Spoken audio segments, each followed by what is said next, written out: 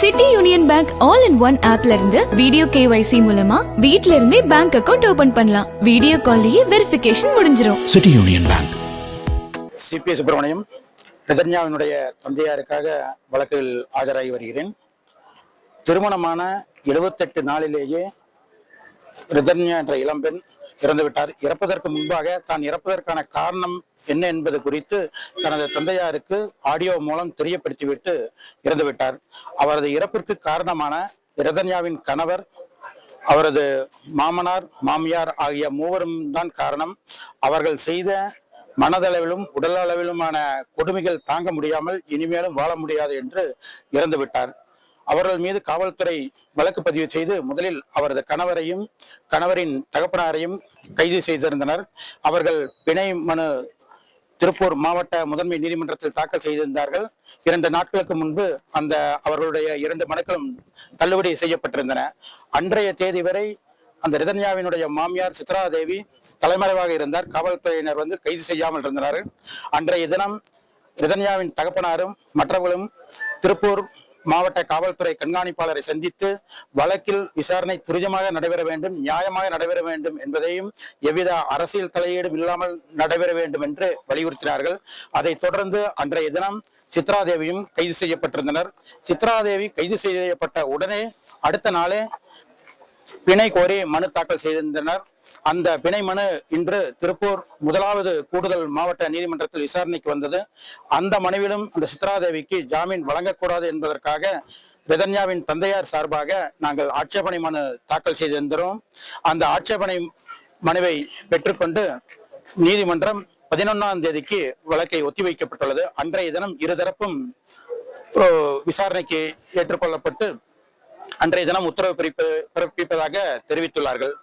இந்த பாதிக்கப்பட்டவர்கள் தரப்பில் அந்த ரிதன்யாவினுடைய இறப்பிற்கு காரணமானவர்களுக்கு நீதி கிடைக்கும் வரை நிச்சயமாக போராடுவோம் என்று கூறியுள்ளார்கள். அந்த ரிதன்யாவினுடைய இறப்புக்கு கிடைக்க வேண்டிய நீதியானது நாட்டு மக்கள் அனைத்து பெண்களுக்கும் பாதுகாப்பாகவும் அனைத்து பெண்களுக்கும் ஒரு நீதியாகவும் இனிமேல் இந்த ரிதன்யா போல் ஒரு இறப்பு நிகழக்கூடாது என்பதற்காகவும் அவர் சட்ட போராட்டத்தை நடத்தி வருகிறார். போஸ்ட்மார்ட்டம் ரிப்போர்டும் ஆடியோ விசாரணை நடத்தியுள்ளார்கள். அந்த 2 விசாரணை அறிக்கைகளும் இதுவரை வரவில்லை.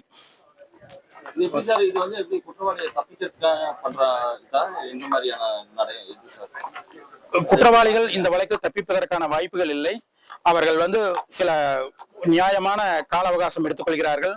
ஏனென்றால் போஸ்ட்மார்ட்டம் ரிப்போர்ட்டும் ஆடியோ விசாரணையும் முழுமை பெற்று அறிக்கை சமர்ப்பிக்க வேண்டியுள்ளது. அதற்கு நியாயமான காரணம் இருப்பதாகத்தான் காவல்துறையினர் தெரிவிக்கின்றார்கள்.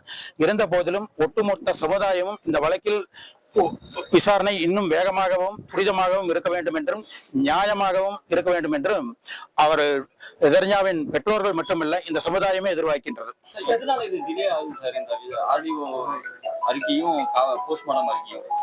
அது காவல்துறையினரை தான் கேட்க வேண்டும். தெரிவிக்கின்றனர். அதே போல் பெற்றோர்கள் தரப்பிலும் இது காலதாமதமாக உள்ளது என்பதற்காகத்தான் மாவட்ட காவல்துறை கண்காணிப்பாளரை சந்தித்து வழக்கினுடைய விசாரணையை துரிதப்படுத்த வேண்டும் என்று கேட்டுக்கொண்டிருக்கின்றோம். காவல்துறை கண்காணிப்பாளரும் உரிய விசாரணை துரிதமாக நடைபெறும் என்று உறுதியளித்துள்ளார். ஒரு வழக்கறிஞரும் இந்த காலதாமதங்கிறது ஒரு ஏற்புடைய ஒன்றுதான். நீங்க என்ன கருத்து சொல்றீங்க? ஒரு நியாயமான ஒரு கால அவகாசம் இருப்பதாகத்தான் கருதுகிறேன். ஆமா, அவர்கள் திரும்பவும் ஒரு 2 வாரம் கழித்து இதே நீதிமன்றத்தில் வேறு மனு தாக்கல் செய்யலாம் அல்லது உயர் நீதிமன்றத்தை நாடலாம். முதலில் சந்தேக மரணம் என்ற அடிப்படையில் முதல் தகவல் அறிக்கை பதிவு செய்து இருந்தார்கள். அதன் பின்பு அந்த ரிதன்யா வெளியிட்ட ஆடியோ செய்தி மற்ற உள்ள அந்த கொடுமைகளை குறித்து அவர்கள் காவல்துறையினர் தெரிவித்துள்ளார்கள். அதன் பின்பு சட்ட மாறுதல் அறிக்கை நீதிமன்றத்திற்கு சமர்ப்பித்துள்ளார்கள்.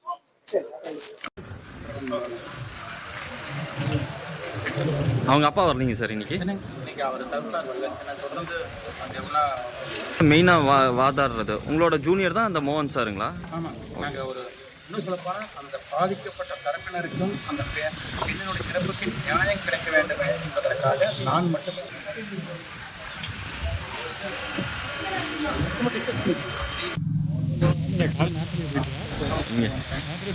இல்லை இனிமேல் தான் போகிறேன். Okay sir.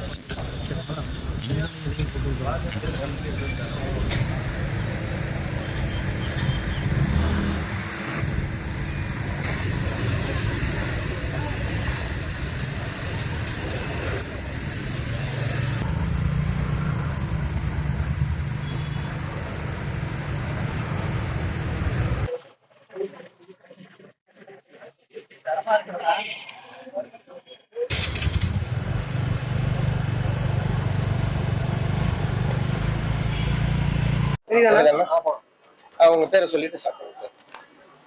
சிபி சுப்பிரமணியம், ரிதன்யாவினுடைய தந்தையாருக்காக வழக்கில் ஆஜராகி வருகிறேன்.